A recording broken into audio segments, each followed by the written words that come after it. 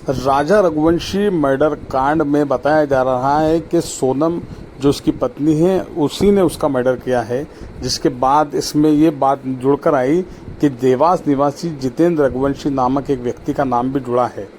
इस मामले में पुलिस के वरिष्ठ अधिकारियों के सूत्रों से मिली जानकारी के अनुसार बताया जा रहा है कि ना ही इंदौर ना ही शिलांग की पुलिस ने देवास पुलिस से संपर्क किया है। इस मामले में देवास के साथ ही इंदौर के वरिष्ठ अधिकारियों का यही कहना है कि इस मामले में अभी कोई ऐसी खुलासे वाली बात नहीं आई है कि देवास का जिक्र किया गया है। हालांकि सभी न्यूज़ चैनल्स पर और सभी न्यूज़ अखबारों में यही बात चल रही है कि देवास के किसी जितेंद्र रघुवंशी का नाम इस मामले में आया है। लेकिन क्या कहा राजेश दंडोतिया, इंदौर के वरिष्ठ पुलिस अधिकारी ने, आप खुद सुनिए उनकी जुबानी।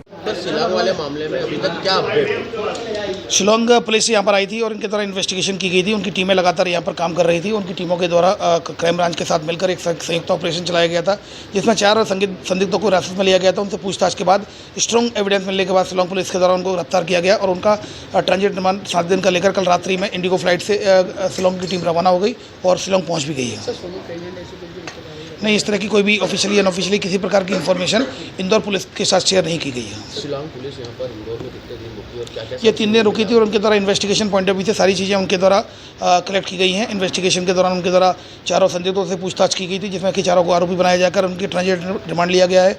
आरोपी के यहाँ की सर्चिंग भी की गई थी विशाल चौहान के यहाँ। इसके अलावा एक सिम के संबंध में भी इनके द्वारा किसी ग्राउंड में सर्चिंग की गई थी और क्राइम ब्रांच लगातार इनका सहयोग कर रही है और लगातार आगे इन्वेस्टिगेशन जब तक ओपन है, जिस तरह की भी मदद वो चाहेंगे।